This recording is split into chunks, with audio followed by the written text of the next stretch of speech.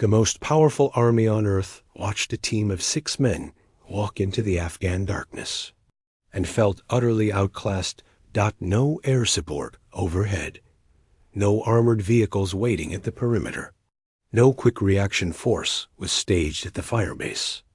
Just 6 men, stripped of everything the American military doctrine insisted was mandatory, moving through hostile terrain in the dead of night with nothing but their training, their patience, and the absolute conviction that silence was the deadliest weapon a soldier could carry. The Americans who watched them go were not conscripts. They were not poorly trained reservists. They were Green Berets, Navy SEALs, Army Rangers, the finest warriors the most powerful military machine in the history of civilization had ever produced. They had the best equipment money could manufacture, the best intelligence technology could gather, the best logistics any fighting force had ever enjoyed, and they stood at the wire, watching those 6 Australians dissolve into the night. And one of them used 3 words that had never been applied to the United States Special Forces before. We are amateurs. How does a force with the largest defense budget on Earth, the most sophisticated weapon systems ever built, the deepest bench of special operations talent in the world, stand beside an allied unit and feel that? How does it happen that the most decorated, most resourced, most technologically advanced military in human history could watch a partner nation's soldiers and recognize something in their movement, their discipline, their absolute economy of action, something that no amount of money or technology could replicate? What did the Australian SAS know that the Americans didn't? Stay until the end. Because the answer to that question reaches back not to Afghanistan, but to jungles and mountains and decades of hard-won understanding about what war in the shadows actually demands of the men who fight it. And it reveals a truth about military excellence that the most powerful nation on earth is still, even now, trying to fully learn. The forward operating base sits in the dust of Uruzgan province in the high southern reaches of Afghanistan in the autumn of 2002. The air smells of diesel fuel and dry earth. The mountains in the distance are the color of old bone. The sky above them is the impossible sharp blue that characterizes the Afghan plateau at altitude. At the base, American soldiers are moving with the organized energy of a large military machine in motion. Helicopters rotate on and off the landing pad. Logistics personnel manage the constant flow of ammunition, rations, fuel, and replacement equipment that a modern American expeditionary force requires to function. The radios are crackling. The generators are running. The compound is a small, contained, brilliantly illuminated piece of the American system, dropped into the middle of one of the most desolate places on Earth. In the corner of that same base, there is a different kind of presence, a small group of Australians. 8 men, perhaps 10. They sit apart from the main activity with the unhurried stillness of men who have learned to conserve every form of energy, physical, psychological, emotional, for the moment it is needed. Their gear is stripped down to an almost startling minimalism. No elaborate communications arrays, no elaborate vehicle modifications, no visible sign of the vast logistical architecture that surrounds the Americans. Just men and weapons and the 1,000-yard assessment of the terrain that Special Forces operators develop over years of operating in landscapes that want to kill them. An American Sergeant Major who has spent 20 years in Special Forces will later describe the first time he worked alongside the SASR as a moment that fundamentally reordered his understanding of what soldiering could mean. He had expected competent allies. What he encountered was something that felt, in his own words, like watching a different species of warrior. Men who seemed to relate to the landscape differently, not as terrain to be crossed or cleared or held, but as a medium through which they could move with the same ease that fish move through water. He watched them plan an operation. He watched them execute it. He watched them return. He did not say anything for a long time after Dot to understand why the encounter between the United States Army and the Australian Special Air Service regiment in Afghanistan produced that reaction, that particular combination of admiration and disquiet that no amount of institutional self-confidence could quite suppress. You have to understand where the SAS Air came from and what it was built to do. You have to understand that the Australians did not arrive in Afghanistan as a newly trained force operating on theory. They arrived as the inheritors of a tradition of unconventional warfare that predated the American involvement in Afghanistan by half a century, a tradition forged in conditions that bore a closer resemblance to the Afghan operational environment than anything the American military doctrine had prepared its soldiers for. The story begins not in Afghanistan, not in the deserts of North Africa where the SAS was born, but in the dense green tangle of the Malayan jungle in the years after the Second World War. Britain and Australia were fighting a communist insurgency in Malaya from 1948 to 1960. Enemy was invisible.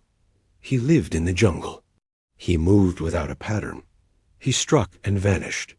He could not be bound into submission because he had no fixed address. He could not be defeated by firepower alone because firepower that cannot find its target is simply noise.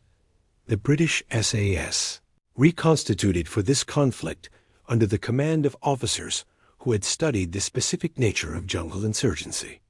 With the serious attention that their predecessors had brought to desert raiding in North Africa, developed a philosophy that inverted the conventional military logic of the period. Instead of using mass to overwhelm the enemy, they used patience to find him. Instead of imposing their presence loudly on the landscape, they dissolved into it. They learned the terrain, the culture, the movement patterns of the population. They cultivated sources. They moved in small groups, 4 men, 6 men, for days and weeks without resupply, living off what they could carry and what the jungle could provide, becoming through sheer sustained contact with the environment, a force that the environment itself could no longer distinguish from the background. The Malayan emergency lasted 12 years. The communist insurgency was defeated not through American-style mass firepower, not through the kind of large-scale search and destroy operations that would become the dominant American methodology in Vietnam a decade later, but through the patient, disciplined, intelligence-driven approach that the SAS had developed in the jungle. It was one of the few successful counterinsurgency campaigns of the Cold War era, and the lessons it taught about the relationship between a special forces unit and the human terrain it operated in, about the primacy of intelligence over firepower, about the irreplaceable value of a small team that the enemy could not locate, predict, or counter, became the foundational doctrine of the Australian Special Air Service Regiment when it was formally established in 1957. Those lessons were then refined, deepened, and tested in the jungles of Borneo, where Australian and British SAS units conducted operations against Indonesian irregular forces during the confrontation of the early 1960s. Men were inserted by parachute into triple canopy jungle, moving on foot through terrain that resisted human passage at every step, operating for months with limited communication and no guarantee of extraction. They moved through a landscape that was actively hostile to their survival, and they did so not with the brute force methodology of conventional military operations, but with a kind of ecological attunement, an understanding of how to read the jungle, how to move within it, how to become so low profile as to be functionally invisible by the time the SISR arrived in Vietnam in 1966. It had built nearly 2 decades of accumulated institutional knowledge about how to fight in an environment where the enemy was human and the battlefield was the population. And in Vietnam, that knowledge produced results that shocked both the enemy and their American allies in equal measure. The Viet Cong gave the Australian SAS a name. They called them Ma Rong, the spirits of the jungle. In some translations, the Phantoms. In the most evocative rendering of the Vietnamese original, the Ghosts, they earned that name specifically. American units in Vietnam had a tactical signature that the enemy could read and anticipate. They moved loudly. They used deodorant and American cigarettes and insect repellent, all of which had distinctive chemical signatures that trained enemy trackers could detect at remarkable distances. They moved in large groups along predictable routes, generating the kind of noise and disruption that alerted every person in the surrounding landscape to their approach. American patrols, for all the extraordinary courage and professionalism of the men conducting them, were often preceded by their own presence in ways that gave a canny enemy the initiative. The Australians stripped all of that away. They abandoned commercial toiletries. They stopped smoking American tobacco and either switched to local equivalents or gave it up entirely. They wore their uniforms until the synthetic smell faded and the natural smell of the jungle replaced it. They moved in patrols of 4 to 6 men, not because they were understaffed, but because they had learned that small groups moved faster, left smaller traces, and could operate longer before discovery than large ones. They moved at the pace the terrain dictated, not the pace that headquarters demanded, and they were extraordinarily patient. The ability to remain motionless for hours, to lie in the undergrowth of a Vietnamese jungle for an entire day, observing an enemy movement pattern, without betraying their presence by so much as a cough or a shift of weight, was not a natural human capability. It was the product of training so sustained and so severe that it had remolded the responses of the men who underwent it, suppressing the body's natural impulse toward movement and comfort until stillness became as instinctive as breath. Results were disproportionate to any reasonable expectation of what a force of their size could achieve. SASR patrols in Vietnam destroyed supply caches that supported entire enemy regiments. They tracked and located formations of hundreds of enemy troops and called in airstrikes with the precision that only comes from weeks of patient observation. They conducted ambush on enemy logistics routes that disrupted the flow of supplies for months at a time. In terms of enemy killed per SASR soldier deployed, the ratios were staggering. Estimates of kill ratios exceeding 20 to 1 were not unusual in a war where the standard ratio for conventional units barely exceeded the break-even point. American Special Forces, units who worked alongside the Australians in Vietnam, took careful notes. They observed. They asked questions. They tried to understand what the SASRA was doing that produced such results in conditions that American SOF units, despite every technological and logistical advantage, found much more difficult to navigate effectively. Some of what they observed could be taught. The fieldcraft, the specific techniques of silent movement, of setting a hasty ambush, of reading ground signs and maintaining situational awareness in dense terrain. These were transferable skills, and American units who trained with the Australians absorbed many of them, but some of what the SASR did could not be captured in a training program. It was not teachable in the conventional sense. It was not a technique.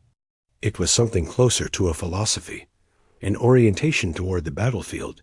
It was so deeply different from the American doctrine of mass and firepower that it could not be grafted onto the American way of war without a fundamental restructuring of that war's premises.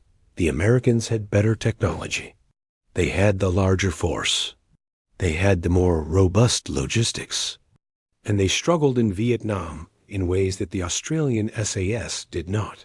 That fact left an impression that did not fade when the towers fell on the 11th of September, 2001, and the American military moved into Afghanistan in the weeks that followed. It did so with the enormous momentum of the most powerful nation on earth committed to the absolute destruction of the forces that had attacked it. The early campaign was extraordinary. Special Operations Forces working with Northern Alliance commanders, calling in precision airstrikes, directing the assault on Taliban positions across the country. These operations showed the American military at something close to its best. Flexible, adaptive, operating in small teams with high autonomy. The initial American Special Forces in Afghanistan looked in those first months remarkably like what the SAS tradition had always argued elite soldiers should be, into this environment. In November of 2001 came the first squadron of the Australian Special Air Service Regiment. They arrived quietly. They brought what they needed and nothing more. They joined American coalition forces at the newly established Camp Rhino, southwest of Kandahar, and they began working. Within weeks, they were operating with the kind of smooth, unhurried effectiveness that suggested they had been preparing for this specific operational environment for years, they had not been preparing for Afghanistan specifically. But they had been preparing for exactly this kind of war, this textured, complex, human terrain-dependent conflict in which the enemy was indigenous. The landscape was hostile, and the conventional military advantages that the American machine depended on were either unavailable or counterproductive. Since the Malayan emergency of 1948, 43 years of continuous institutional learning about counterinsurgency in difficult terrain had produced a force that was, in the specific conditions of the Afghan theater, extraordinarily well suited to what was required. By December of 2001, SAS operators had been instrumental in the seizure of Kandahar International Airport, working alongside American and coalition forces to clear one of the most strategically significant objectives in the early phase of the war. They moved fast and they moved precisely. The Americans watching them work in those first weeks began to form assessments that they would carry through years of subsequent operations together. Those assessments were uniformly the same. The Australians were different, not just competent. The Americans were comfortable working with competent allies. Different in a way that was harder to articulate than competence. Different in a way that had to do with their relationship to the act of soldiering itself. The American way of war in Afghanistan, as it evolved from its special forces-dominated opening phase into the full-scale counterinsurgency effort that would define the next decade, was built on a set of principles that had served the American military through every major conflict of the 20th century: mass, firepower, technology, logistics, the application of overwhelming force at the decisive point. These principles had defeated Imperial Japan. They had defeated Nazi Germany. They had driven Saddam Hussein's army from Kuwait in a 100-hour ground campaign. They were, by any measure, the most successful military doctrine in history. In Afghanistan, they were generating enemies faster than they were eliminating them. The particular problem was structural. The more presence American forces placed on the ground, the more bases, the more vehicle patrols, the more loud, high-profile demonstrations of military power moving through villages and valleys, the more the local population experienced them not as a liberating force, but as an occupying one. The sound of an American convoy moving through a village, the clatter and roar of armored vehicles, the alert posture of the soldiers inside them, the entire sensory apparatus of the most powerful military machine on Earth deployed at maximum self-protective intensity through a landscape of ancient stone houses and narrow lanes, communicated something to the people in those lanes. It communicated, "We are afraid of you, and we have the firepower to kill you if we need to." That is not a message that builds trust. It is a message that builds resentment. And resentment, in a counterinsurgency, is the enemy's most reliable recruiting tool. The Australians operated from a different premise. A premise that their experience in Malaya, in Borneo, in Vietnam, had taught them, and that no amount of technological sophistication could substitute for. The premise was this: in a war where the enemy lives among the population is not the background. The population is the battlefield. Every interaction with an Afghan village, every encounter with an Afghan farmer, every conversation with an Afghan elder was an intelligence operation, a hearts and minds operation, and a combat operation simultaneously. The question was never merely, is there a Taliban commander in this village? The question was always also, what will this interaction leave behind when we are gone? SAS patrols in Uruzgan province moved differently because of this premise. They moved on foot when vehicles would have been faster, because men on foot encounter the landscape and the people in it in a way that men inside armored vehicles cannot. They took time, extraordinary amounts of time, by the pace-obsessed standards of American operational planning, to observe before acting, to understand before engaging, to build the intelligence picture that made action meaningful rather than simply loud. And SAS patrol might spend 3 days in the vicinity of a target before an operation was executed. 3 days of observation, of note-taking, of pattern analysis, of understanding the human environment around the target well enough to know exactly when and how to move. American units, watching this process, sometimes struggled to understand it. They were operating under institutional pressure to demonstrate results in measurable terms. Every day spent observing was a day not acting. Every hour of patient intelligence gathering was an hour not generating the kill or capture statistics that headquarters wanted. The American doctrine of combat power generation, which prioritized tempo, initiative, and the aggressive seizure of the operational advantage, was not instinctively compatible with the Australian doctrine of patient, intelligence-led operations. The tension this created was professional and respectful. The Americans were not dismissive of their Australian partners.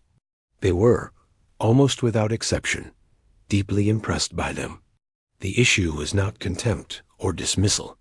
The issue was a more profound kind of discomfort, the recognition that the approach the Australians were demonstrating was, in the specific environment of Afghanistan, more effective than their own, and that replicating it would require changing, not just techniques, but the fundamental philosophical orientation of the entire American approach to warfare. That is not a change that any institution makes easily or quickly.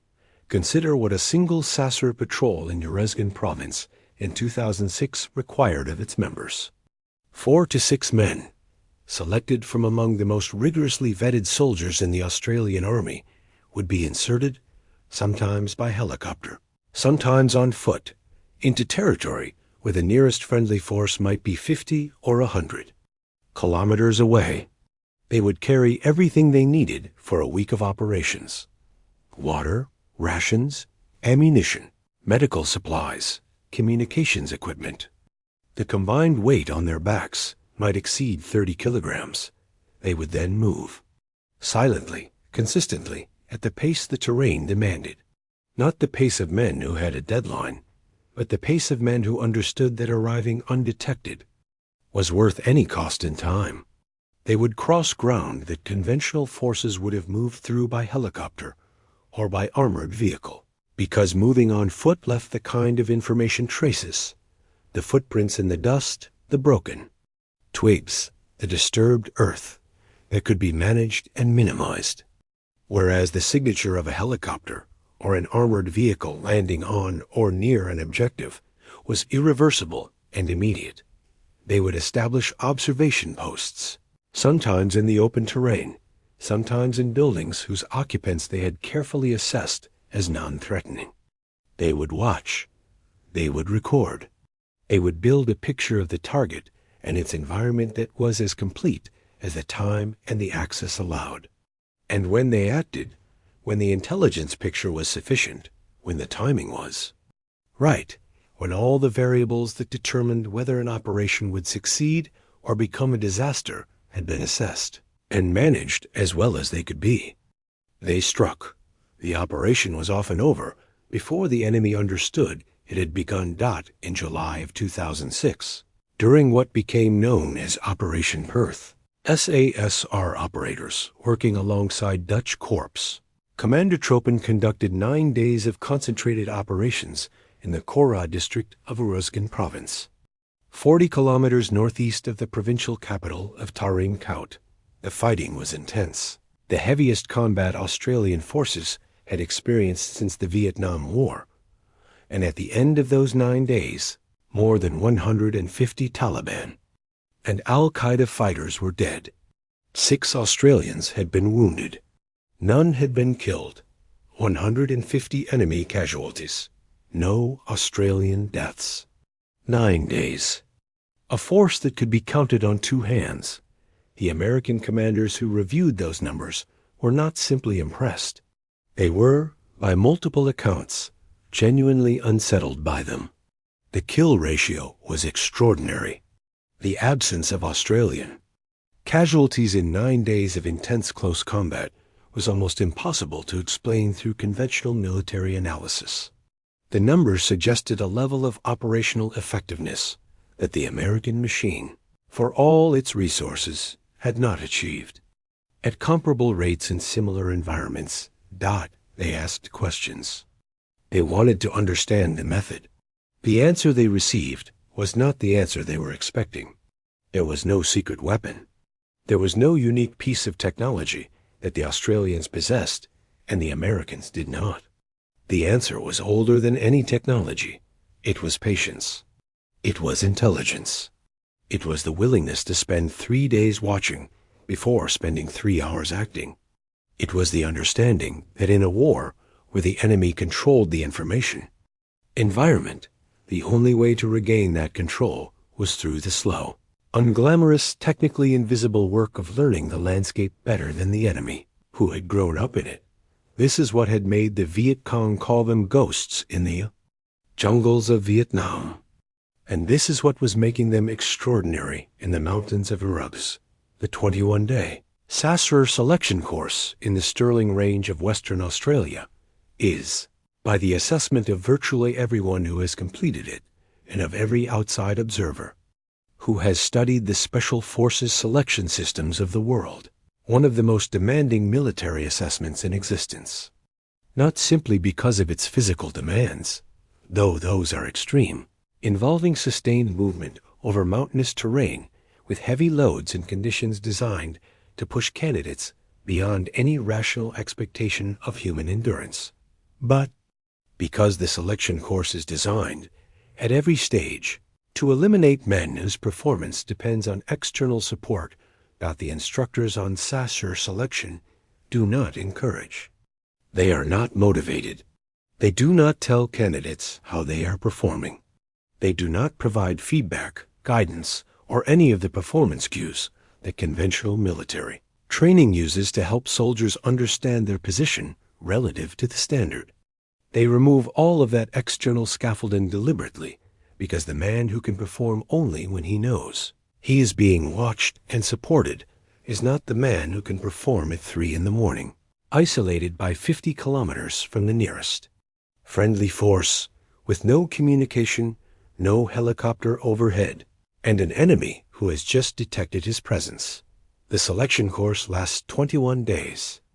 After it, successful candidates begin a 16-month training cycle of extraordinary intensity, covering everything from combat medicine to explosives to advanced communications to cultural intelligence to the specific fieldcraft skills, silent movement, tracking, anti-tracking, water procurement, navigation without instruments that define the SISR's operational capability.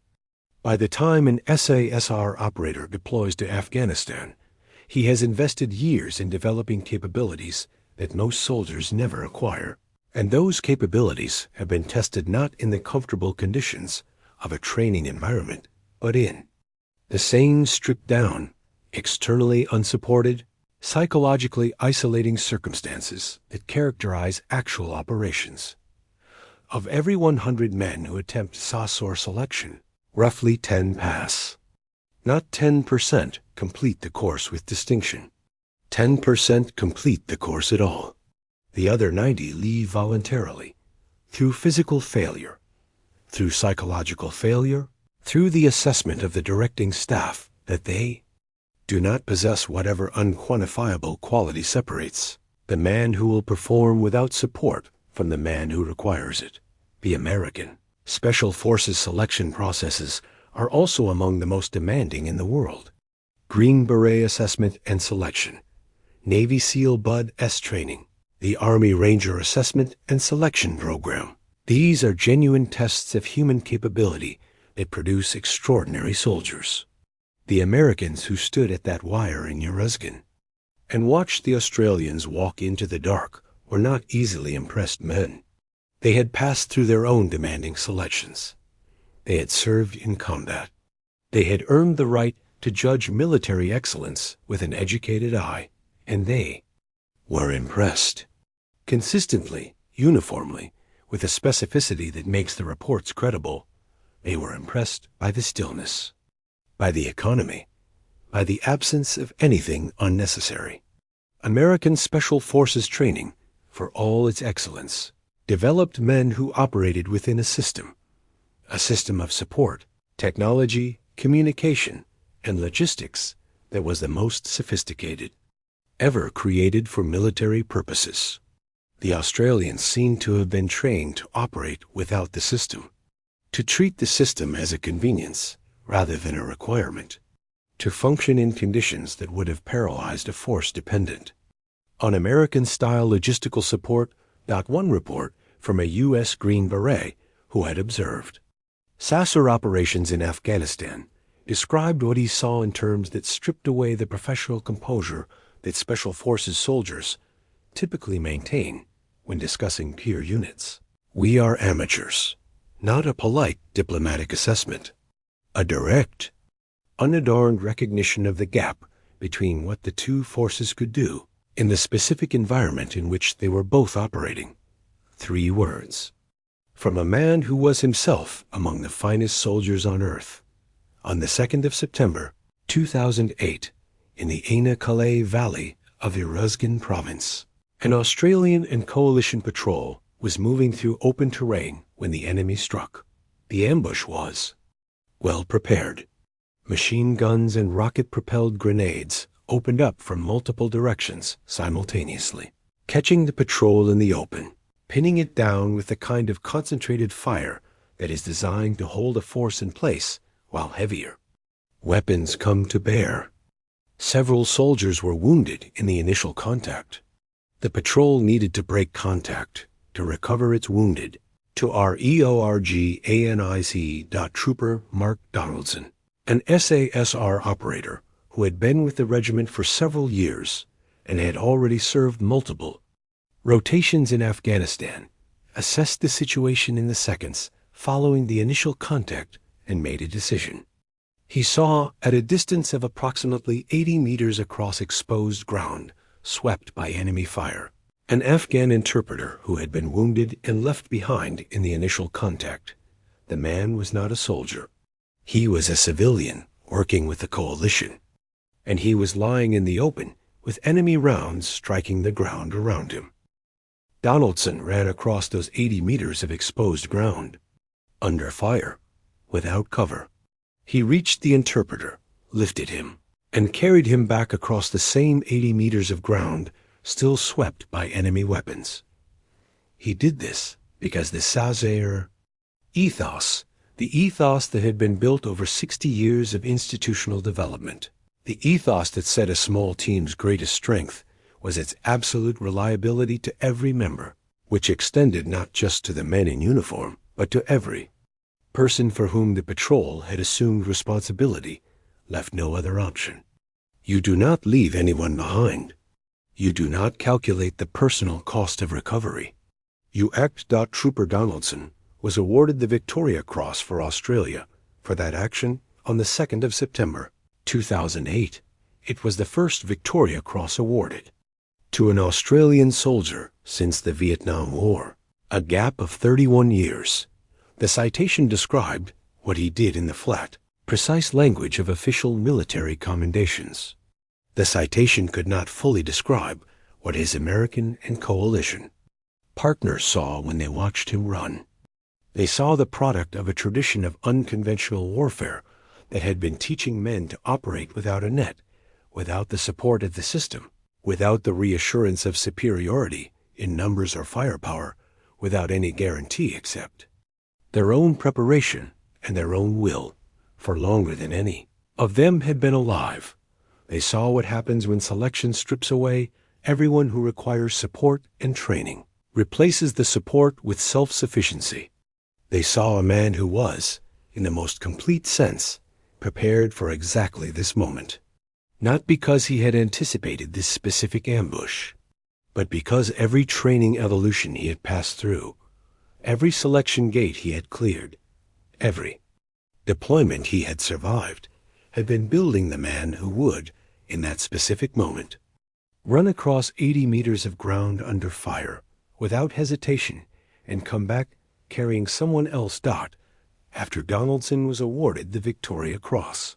An American officer who had been present in the valley that day was asked about what he had observed. His assessment was direct.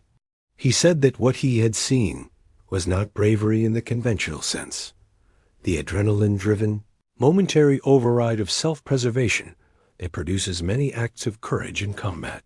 What he had seen was something more considered, more disciplined. A man who had assessed the situation, decided what was required, and acted with the calm efficiency of someone for whom that kind of action was simply what the job demanded. The American officer paused.